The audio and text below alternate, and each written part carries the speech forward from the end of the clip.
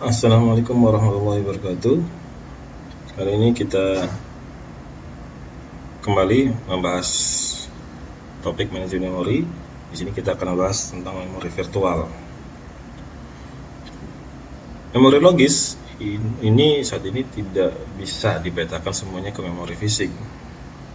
Walaupun dynamic loading itu bisa melakukannya, tapi pemetaan secara keseluruhan itu tidak bisa dilakukan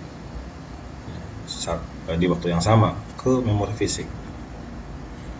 Nah, memori virtual ini merupakan sebuah teknik untuk memisahkan antara memori logis dan memori fisik. Jadi, misalnya benar-benar dipisah ya. Dimana nanti hanya bagian program yang perlu saja yang benar-benar di memori fisik, yaitu saat dilakukan eksekusi, saat benar-benar dibutuhkan untuk eksekusi. Ini dia perlu ada di memori fisik. Alamat logis ini bisa saja lebih besar dari alamat fisik. Di alamat logis ini bisa lebih besar dari alamat fisik ketika menggunakan konsep memori virtual, di mana alamat virtual atau virtual address space ya, pada virtual memori ini nanti bisa digunakan oleh beberapa proses. Jadi nantinya hanya ada beberapa bagian memori logis yang benar-benar ada di memori fisik. Selebihnya memori logis tersebut lokasinya ada di hard disk atau di storage. Ini gambaran memori virtual, di mana memori virtual ini ukurannya bisa lebih besar dari memori fisik. Nah, di mana patch-patch yang ada di memori virtual ini nanti akan dipetakan apakah posisinya ada di memori fisik atau di RAM, atau posisinya sedang ada di storage atau di hard disk. Nanti patch-patch yang ada di memori fisik dan ada di hard disk ini bisa bolak-balik bertukar-tukar ya. Yang di hard disk kalau dibutuhkan untuk eksekusi dia akan dipindahkan ke memori fisik. Begitu juga sebaliknya, yang ada di memori fisik ketika sudah tidak membutuhkan eksekusi nanti akan dikirim ke storage. Nah, ada beberapa program-program atau proses yang tidak perlu ada di memori utama atau di RAM. Bagian-bagian program yang tidak perlu ada di memori utama. Nah, misalnya program yang fungsinya sebagai error handling ya, atau pengendali error yang jarang dipanggil. Ya, kalau dipanggil hanya terjadi error. Nah, ini umumnya lokasinya ada di storage. Kemudian array, list atau tabel yang tidak terpakai semuanya. Kemudian fungsi-fungsi dari sebuah program yang tidak dipakai itu juga akan ditempatkan di storage, tidak di memori dari sebuah program atau proses. Kemudian program-program yang tidak berjalan atau tidak digunakan secara real time itu secara default itu posisinya ada di storage prosesnya. Dia akan masuk ke RAM hanya ketika membutuhkan eksekusi atau ada perintah yang diberikan. Nah, konsep memori virtual ini sudah dikemukakan sejak lama ya oleh Fotheringham ya, sejak tahun 1961 pada sistem komputer Atlas di Universitas Manchester, di mana dia menggunakan sebuah teori bahwa kecepatan maksimum eksekusi proses di memori virtual bisa sama, tetapi tidak bisa lebih cepat dibanding proses yang tidak menggunakan virtual memory. Nah, sehingga masih aman ya kalau menggunakan virtual memory, walaupun tidak bisa lebih cepat dari tanpa memori virtual, tapi paling cepat bisa sama. Beberapa keuntungan memori virtual. Yang pertama, lalu lintas I/O bisa menjadi rendah ya. Kemudian berkurangnya total memori fisik yang dibutuhkan ya, karena memori virtualnya bisa lebih besar atau bahkan bisa jauh lebih besar. Kemudian meningkatkan respon karena tidak terjadi deadlock yang kaitannya dengan kebutuhan penggunaan memori. Jadi kemungkinan berebut memori lebih kecil. Kemudian bisa menambahkan jumlah user yang bisa dilayani. Jumlah user yang bisa menggunakan bisa lebih banyak. Kemudian daya tampung memorinya juga bisa melebihi kapasitas memori yang tersedia. Tentu saja program yang dijalankan juga bisa semakin banyak.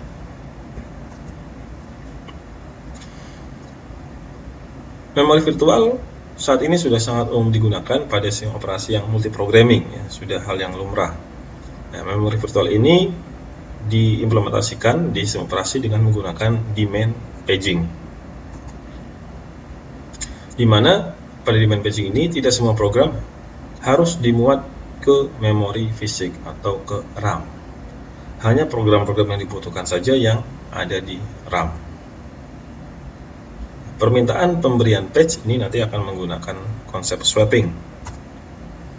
Patch akan di-swap ke memori utama atau ke RAM jika benar-benar dibutuhkan. Jadi ketika ada perintah yang dikirim ke proses tersebut atau ketika proses tersebut membutuhkan eksekusi.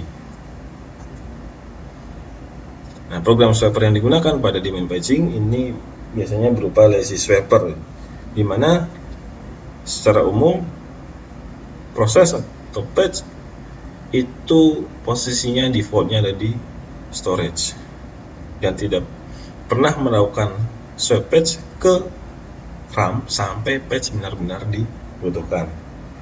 Nah, istilah swapper ini artinya adalah memanipulasi seluruh proses sehingga swapper yang khusus yang berhubungan dengan patch ini bernama pager. Ini adalah memori utama, ini adalah storage-nya, ya. Pada demand paging, patch proses yang di swap out ke storage ini akan ditempatkan di lokasi yang berdekatan, ya. Misalnya ini program A ini akan menempati 4, 5, 6, 7 berurutan. Program B itu ada 3 patch, dia lokasinya berurutan juga, 17, 18, 19, tidak terpisah-pisah. Nah, pada demand paging, pager hanya akan swap in atau men-swap out patch yang benar-benar dibutuhkan, tidak semuanya. Nah, ketika patch dibutuhkan, maka sistem akan reference, ya, akan menunjuk ke patch tersebut, tapi belum tentu akan dimuat ke memori fisik saat itu juga.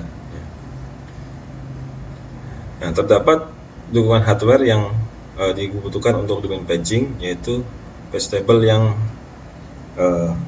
berisi valid invalid. Jadi patch table-nya ada tambahan, ya, sama seperti di paging, hanya ada tambahannya adalah valid dan invalid. Kondisi valid ini ketika patch sedang ada di memori fisik atau patch ada di memori fisik, baik semua atau sebagian boleh. Nah, invalid atau bit 0 ini ketika patch tidak ada di memori fisik, berarti lokasinya masih ada di storage atau hard disk.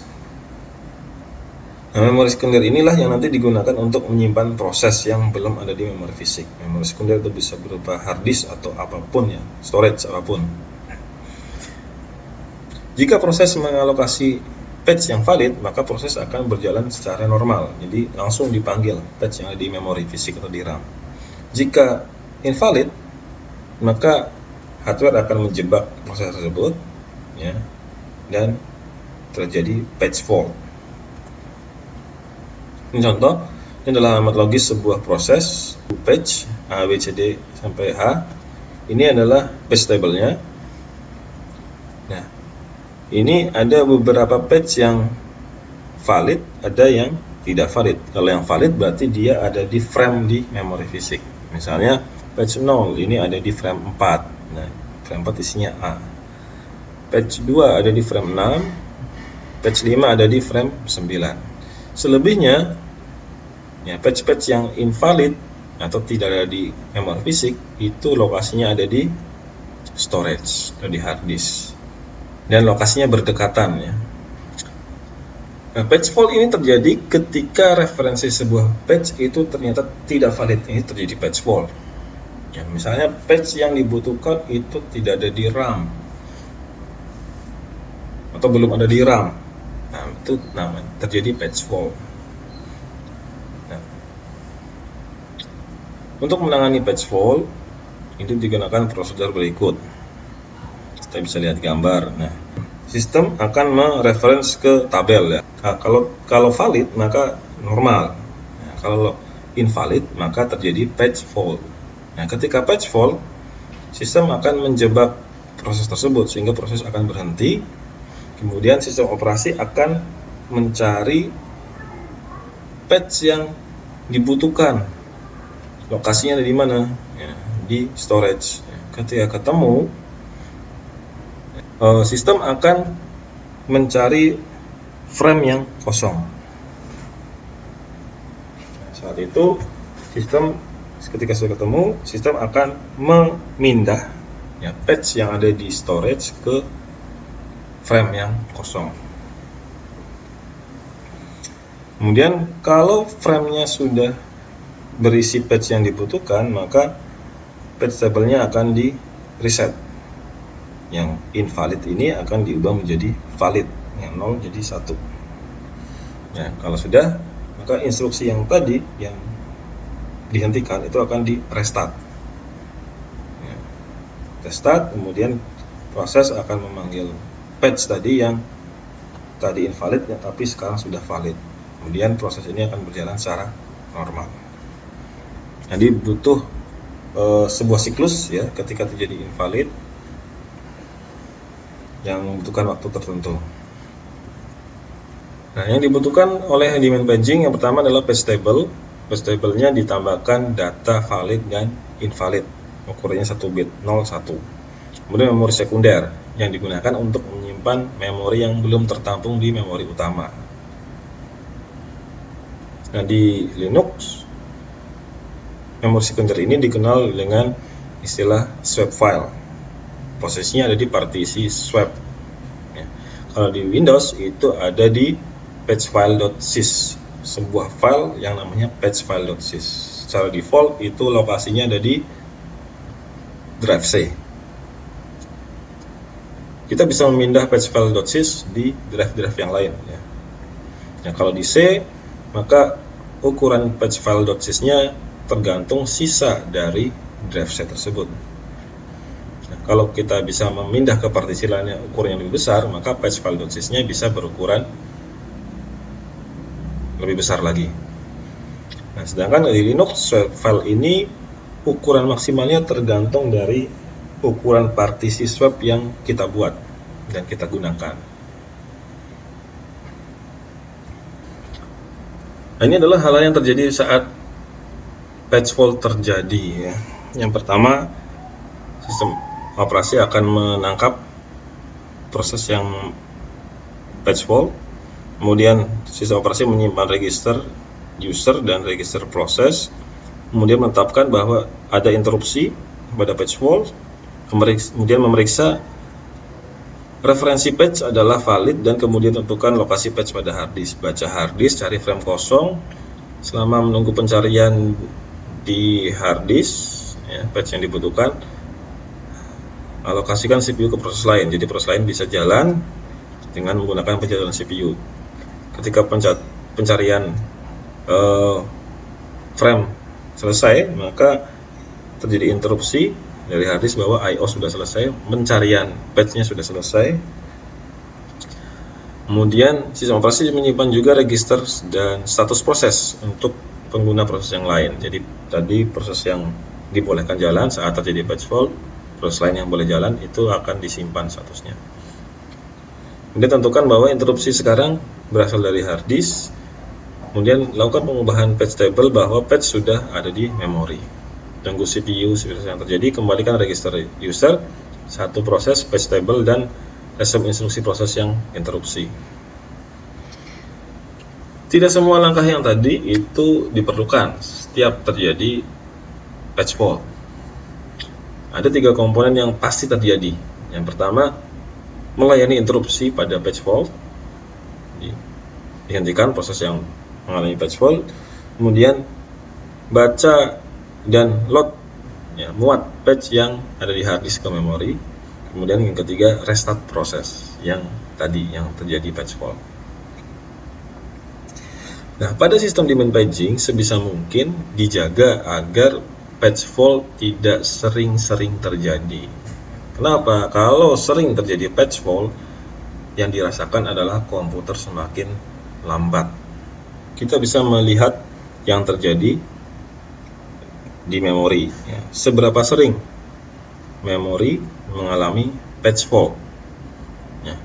Di bagian sini kita bisa lihat patch fault yang terjadi. Semakin sering terjadi patch fault, maka kita akan merasakan komputer kita semakin lambat. Ya, karena kalau terjadi patch fault, sistem operasi akan memanggil patch-patch yang ada di hard disk dan mengirimnya ke memori fisik. Jadi kalau ini sering terjadi, nah pasti lambat. Jika tidak ada frame yang kosong, ya, pada memori fisik, maka diperlukan adanya patch replacement, yaitu cari frame yang tidak sedang digunakan, kalau kosongkan dengan menuliskan isinya ke swap space. Jadi frame-frame yang sudah digunakan dikosongkan, kemudian patch yang ada di frame tersebut dikirim ke storage. Ini adalah contoh patch replacement. Misal, ya, ketika proses 1 akan memuat M. Nah, M ini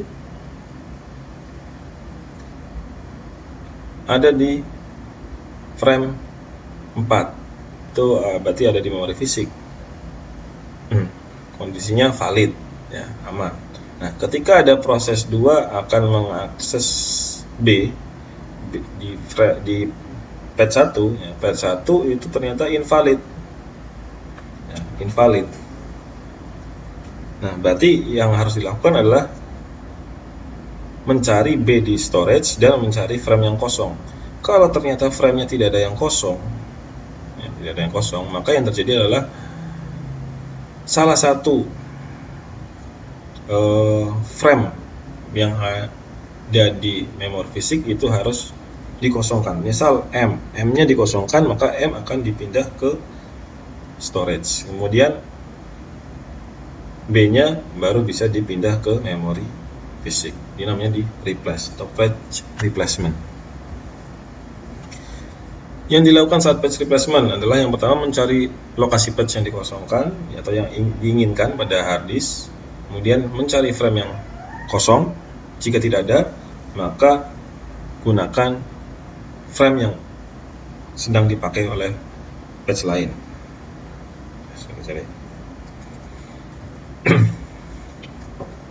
Oke.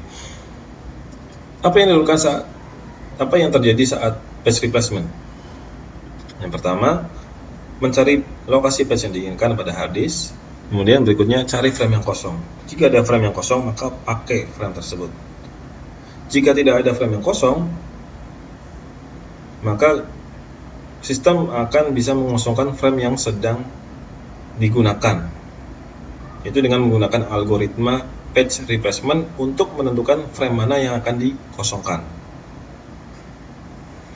Setelah ditentukan patch yang akan dipindah, maka patch yang tadi dipilih itu dipindah ke hard disk dan mengubah patch table dan frame table. Setelah patch itu dipindah, maka ada frame yang kosong. Ya, kemudian frame yang kosong ini akan diisi oleh patch yang diinginkan. Yang ada di hard disk dipindah ke frame yang sudah kosong, kemudian ulangi proses dari awal. Ini adalah sebuah frame, ya, yang akan di-replace. Ketika ada patch yang akan dibutuhkan, ya, maka frame ini dikosongkan. Dan patch yang ada di frame ini dipindah ke hard disk.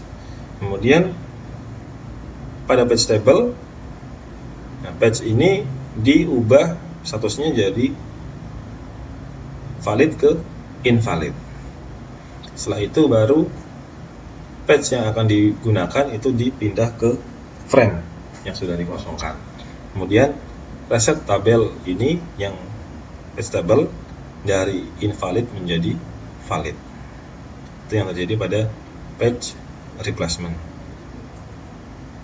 Ada beberapa algoritma yang digunakan untuk melakukan page replacement.